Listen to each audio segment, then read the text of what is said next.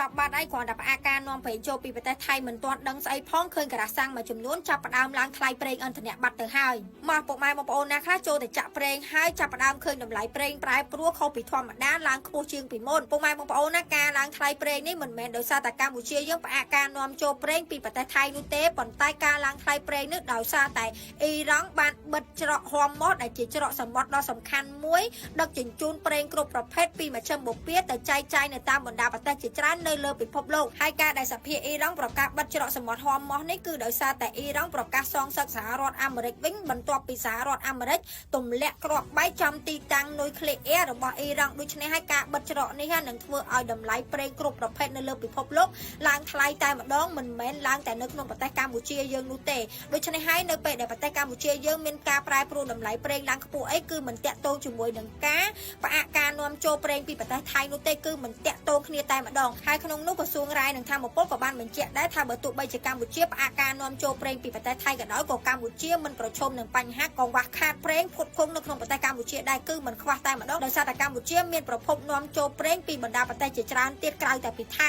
អញ្ចឹងហើយនៅក្នុងពេលវេលាដែលពិភពលោកកំពុងតែញ៉ៃញ៉ៃធ្វើឲ្យតម្លៃប្រេងសាំងអីឡើងថ្លៃនេះពុកម៉ែបងប្អូនដែលចង់កាត់បន្ថយការចំណាយចង់សន្សំសំចៃអីពុកម៉ែបងប្អូនអាចពិចារណាក្នុងការប្រើប្រាស់សេវាធ្វើដំណើរសាធារណៈមើលពុកម៉ែបងប្អូនមានឡានក្រុងយើងនៅក្រុងភ្នំពេញមានច្រើនខ្សែមែនតែម្ដងសិស្សសាលាជិះអត់អស់លុយទេបើមិនមែនជាសិស្សជិះដូចអស់1500រៀលបើជិះបានតែចិត្តផាសុខភាពទៀតអញ្ចឹងហើយពុកម៉ែបងប្អូនចូលរួមជិះទៅកាត់បន្ថយការចំណាយសន្សំលុយបានមួយកម្រិតហើយយើងចូលរួមចំណែកថែរក្សាបរិស្ថាននៅក្នុងប្រទេសកម្ពុជាយើងទៀត